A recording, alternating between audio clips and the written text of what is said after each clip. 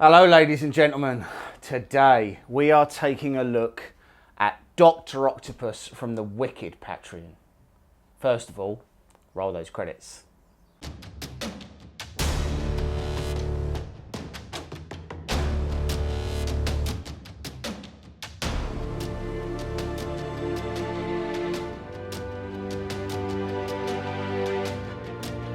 Okay, so this guy was quite hard. So this is Dr. Octopus from Spider-Man. It is done by the Wicked Patreon. So the Wicked Patreon is run by the same guys that do the Berserk Patreon. See our Osriel video for how that turned out. We scaled this to 200% the original size. I'll do a quick 360 in a second. But just so we've got sort of dimensions.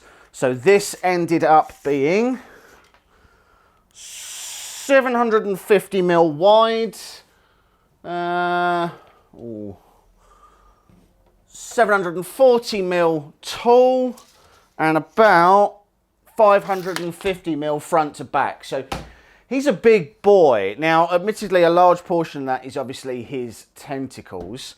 But before we get too into it, let's do a 360 so you can take a look at him.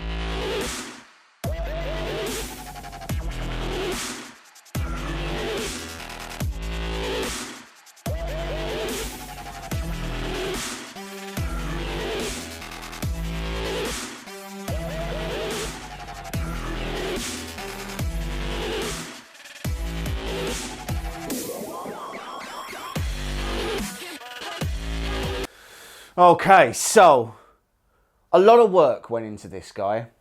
Now, something that you have to remember, and that I have yet to remember when doing models from Berserk and Wicked, is you really should print the whole model first, dry fit it, and then glue and assemble it. And the reason for that is that there is a sequence that this is meant to assemble with that I did not do. So, for example, there are keys on the backs of his cape. So his coat is split into, this top torso comes as part of the whole torso, right? The arms are separate, but then there are I believe there's four sections. Yeah, there's four sections that make up the back of the coat. Now, those sections are all keyed to each other, and the legs slot in. I had removed a couple of keys, which has meant that my torso isn't correctly aligned to my legs, and that's meant I've had to sand away a decent amount of material so that everything will actually fit together. Now, had I have assembled it in the right sequence, that wouldn't have happened because everything would have forced everything else into alignment. But I just started assembling before everything was done, and that caused the issue. The tentacles were a particular challenge in FDM. Because of the size of this, we didn't have the opus yet or anything, so everything on this except the head is printed in FDM. The head is resin. And because everything was FDM, the geometries of some of these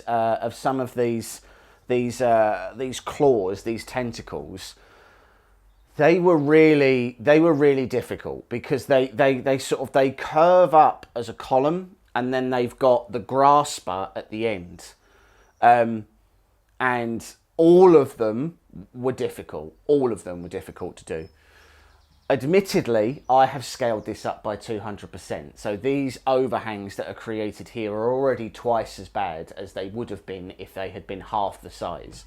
If they had been half the size, maybe it would have been a little bit easier to do. If I was giving any advice to Wicked moving forwards, these claws should have been keyed to go into the tentacles. So the tentacles all printed separately, and then these claws had a flat surface that they were able to go to that would just mean that you'd been able to have put some tree supports on and they would have printed. I think that would have maybe made them print a little bit nicer. But as it is, I'm not unhappy with how this came out. There's just a few bits and pieces in it that I'm not in love with. So that being said, the base was really easy to put together. The base went together really nicely. I used the rock paint from Rust-Oleum, and what that gives you is it's a texture paint, so it's a very high particulate in it. And what that can do is that can hide a bunch of sins, right? So it can hide layer lines, it can hide join lines really easily, and it gives a really nice texture that's hard to get sometimes. I put in these little glue-on bits of grass and things like that. I thought they sort of broke up the base a little bit because it's primarily just rock. His legs and everything went in really nicely, and he is super secure. So I'm not too worried about that. There's 3 keys that hold him to here. There's a key in the left foot, a key in the right foot, and then there's a key that goes into this part of the tentacle as well. So he is actually braced pretty nicely against the base, and he's super stable. The glasses, I'll be honest and say, I don't think the head is printable in FDM. So the head at the moment, the glasses aren't separate, and they are quite thin. So if you were trying to print those in FDM, I really don't think there's much of a way where you could print them where they had the support they needed, and when you were removing those supports, the glasses didn't just break. So the head really should be done in resin. Again, if I was offering any advice, I'd actually probably have made it so the glasses printed separately, so I had full access to the eyes, so I could have painted those, and then I could have put the glasses on. That would have been a lot easier.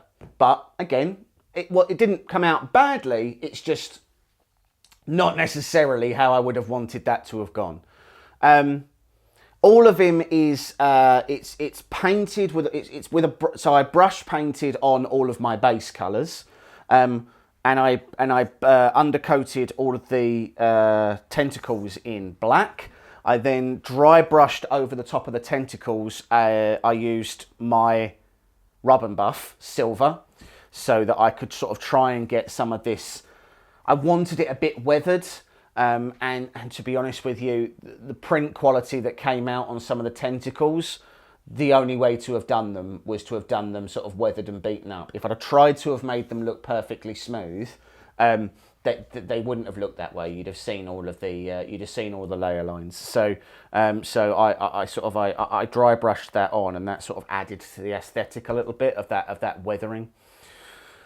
My top colours are then airbrushed. So I used some Green Stuff World Emerald Green for the coat, and I went through sort of almost leather effects for the trousers, although in the movie his trousers aren't leather. In the movie, he's quite monotonal, so he's really in all brown and black. I really didn't like that because it's very hard to contrast those colours and actually make the model stand out. So I really didn't want to do that. So instead, I went for, in the comic books, he's got a bright green coat with a yellow lining, and I was like, well, that also doesn't really work for me because I don't want him to look comic booky. So I went for a more muted green on the outside. And then the interior of the coat, I went for a more sort of leather effect almost. So like, sort of a soft brown leather interior rather than the yellow that's in the comics. So it's a bit of a mashup between the sort of the style in the movie and the comic book style. But I mean, I really like him. He was a very interesting thing to print.